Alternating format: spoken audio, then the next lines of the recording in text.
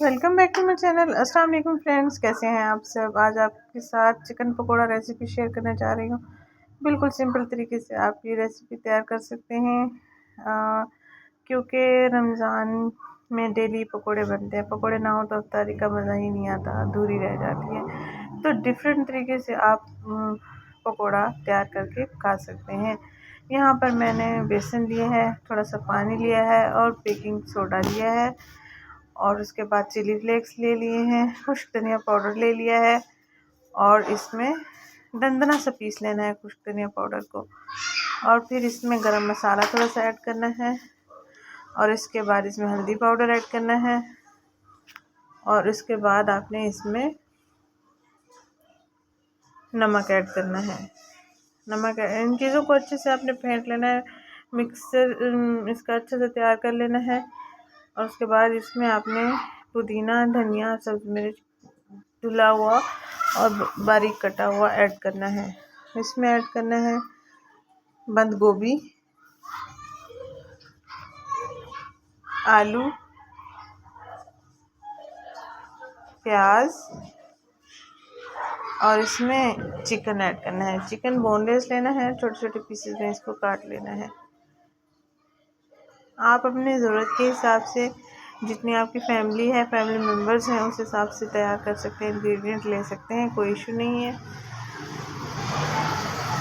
इसमें कोई मसाला जात वगैरह ज़्यादा ऐड नहीं करने हैं, क्योंकि ज़्यादा मसाला नहीं खाए जा सकते हैं।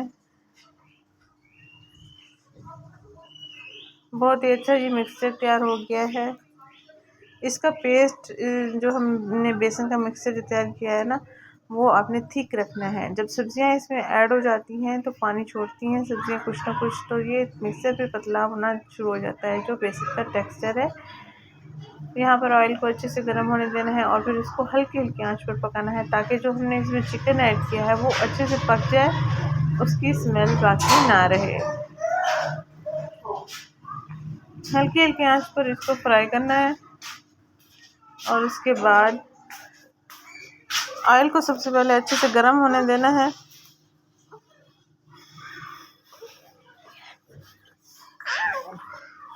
जब ऑयल अच्छे से गर्म हो जाएगा तो ये पकौड़े भी अच्छे से पकना शुरू हो जाएंगे।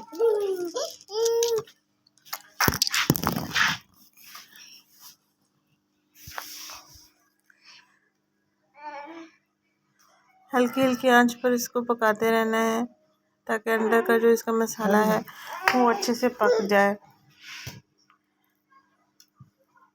इनका कलर थोड़ा डार्क हो गया है, तो मुझे अंदाज़ा हो गया है कि ये पक चुके हैं। क्या हुआ मेरा आज, ये लो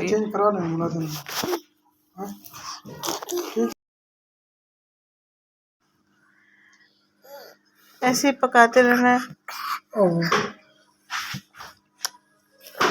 आप इमली की चटनी से भी इसको एंजॉय कर सकते हैं, केचप के साथ भी एंजॉय कर सकते हैं, दही वाले रायते के साथ भी एंजॉय कर सकते हैं। यहाँ पर दही से मुझे मज़ा नहीं आता खाने का, तो यहाँ सब केचप और इमली की चटनी से ही इनको खाने में मज़ा आता है, क्योंकि इनमें चिकन होता है, तो दही में ज़्यादा मज़ा नहीं आता, रायते में ज़्यादा मज़ा नहीं आता।